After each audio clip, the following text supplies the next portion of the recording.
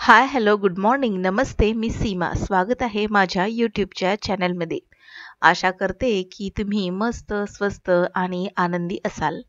तर आज मी तुमच्याशी माझा 31 डिसेंबरचा दिवस कसा गेला तो तुम्हाला थोडासा शेअर करत आहे. तर मी सांगितल्याप्रमाणे नवीन वर्षाची सुरुवात आपण स्वच्छ घराने, स्वच्छ मनाने आणि स्वच्छ आनंद अशा वातावरणात करणार आहोत. आणि त्यासाठी इथे मी माझ्या घराची सगळी साफसफाई करून झाली होती आणि फक्त हा जो हॉल आहे तो बाकी होता. तर तो हॉल मी 31 डिसेंबरला सकाळी अशा पद्धतीने साफ करून घेतला. तर सगळी जो हॉलमधला जो माळा आहे तो वरचा सगळा झाडून घेतला. भरपूर अशी धूळ होती तिथे आणि आता धूळ सगळी पडल्यामुळे हे जे पडदे वगैरे आहेत ते देखील मी काढून घेणार आहे आणि याला मी आता धुवायला टाकून देणार आहे. तर या ज्या भिंती आणि भिंतीचे जे कोपरे वगैरे आहेत तर त्यावरती देखील भरपूर जाळ्या वगैरे अशा मला थोड्या थोड्या दिसत आहेत कोपऱ्यामध्ये. तर त्या देखील लगेचच मी एका बांबू असलेल्या झाडूने अशा पद्धतीने सगळ्या जाळ्या क्लीन करून घेणार आहे. दर 2-3 महिन्याने जरी अशा पद्धतीने झाडू फिरवला तरी थोडी का होईना धूळ आणि जाळ्या या निघतच असतात. तर खिडकीजवळ असल्यामुळे भरपूर अशी धूळ इथे येत असते. तर आता मी वरचा माळा आणि पडदे वगैरे काढून घेतले. भिंतीवरती मी अशा पद्धतीने झाडू वगैरे फिरवून घेतला. म्हणजे भिंतीवर पण थोडीफार काही धूळ असेल तर ती निघून जाईल. आणि आता इथे आलेली आहे मी हॉलच्या दरवाजामध्ये. तर दरवाजावरती देखील आपल्याला अशा पद्धतीने झाडू फिरवून घ्यायचं. मी अशा पद्धतीने झाडू फिरवून घेतला आणि दरवाजे या चौकटी असतात तर त्याच्यावरती देखील झाडू फिरवल्यानंतर आपल्याला जाणवतं की तिथे भरपूर अशी जाळी तयार होऊन बसलेली. तर ती देखील मी व्यवस्थित झाडूने काढून घेतली आणि आता झटपट सगळी हॉलची साफसफाई मी झटकून वगैरे घेणार आहे. कारण की हॉलमध्ये जास्त काही सामान नाही आहे. फक्त सोफा आहे आणि एक शू रॅक आहे आणि सोबतच एक छोटासा टेबल आहे ज्याच्यामध्ये मी लहान मुलांचे फाईल आणि थोडंसं स्टडी मटेरियल ठेवते. तर इतका माझा हॉल सुटसुटीत आहे. जास्त सामान काही ठेवलेलं नाहीये. गजबज अजिबातच केलेली नाहीये. आणि आता हे सोफ्याचे कव्हर देखील मी काढून घेतले. सोफा झटकून घेते आणि हे सोफ्याचे कव्हर लगेचच मी धुवायला टाकून देणार आहे. तर मस्त स्वच्छ असं घर असलं ना, की आपलं मन देखील आनंदी राहतं, प्रसन्न राहतं. तर 31 डिसेंबर म्हटलं, की सगळ्याच घरामध्ये भरपूर अशी लगबग असते. भरपूर साऱ्या प्लॅनिंग वगैरे होत असतात नवीन वर्षाच्या. या 2024 सरत्या वर्षामध्ये भरपूर काही आपल्याला शिकायला मिळालं असेल. खूप साऱ्या चुका झाल्या असतील आणि त्या चुकांमधून आपण खूप साऱ्या गोष्टी शिकलो असू आणि त्याच चुका आता आपल्याला या वर्षामध्ये टाळायच्या आहेत. खूप सारे नातीसंबंधी आपण जी जोडलेली आहेत त्यांना मेंटेन करून ठेवायचं आहे आपुलकीने, प्रेमाने. सोबतच आपल्या भविष्याचा विचार करण्यासाठी खूप छान असे आपल्याला संकल्प करायचे आहेत आणि ते साध्य करण्याचा प्रयत्न करायचा आहे.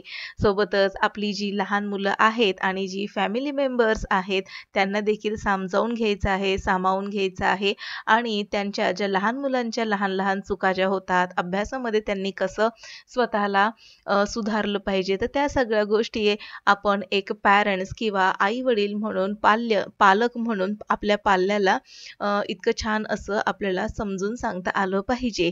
तर आता बघा सेकंड युनिट येणार आहे आणि लहान मुलांची अभ्यासाची लगबगीची एकच तयारी चाललेली आहे.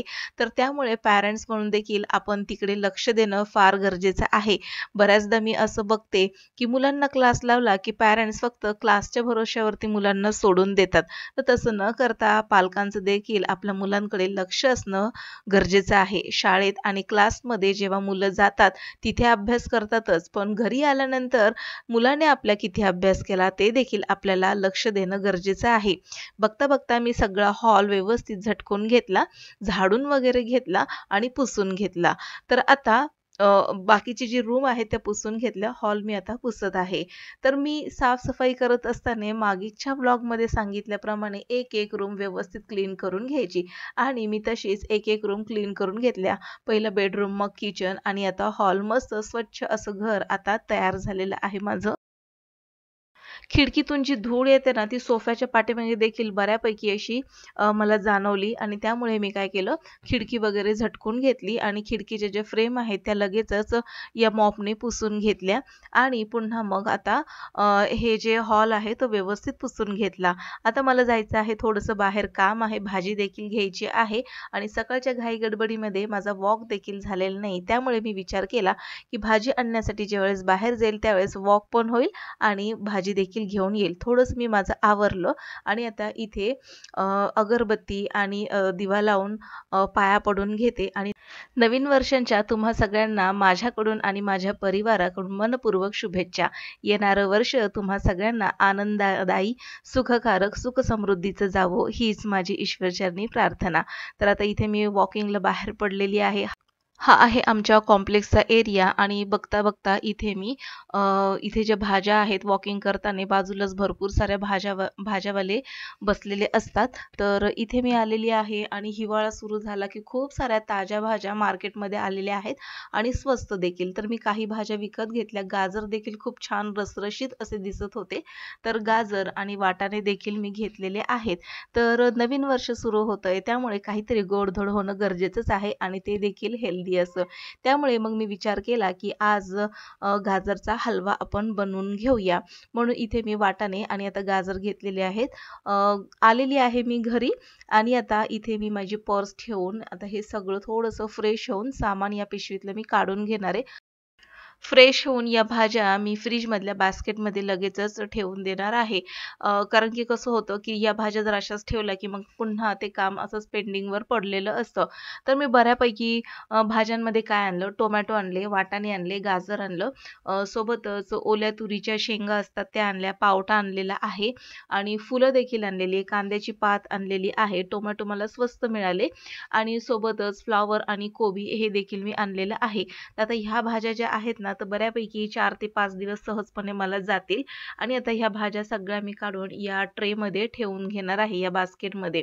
तर ह्या भाज्या ठेवत असताना मी ह्या ज्या पॅकिंगमध्ये ज्या पिशव्या आलेल्या आहेत त्या तशाच मी या ट्रेमध्ये ठेवते. त्याला काही वेगळं वगैरे करत बसत नाही आणि पसारा आणखीनच फ्रीजमध्ये न होऊ देण्यासाठी मी या भाज्या पिशव्यांसहित यामध्ये ठेवल्या. लागेल तशी भाजी काढायची आणि पुन्हा हा ट्रे ठेवून द्यायचा.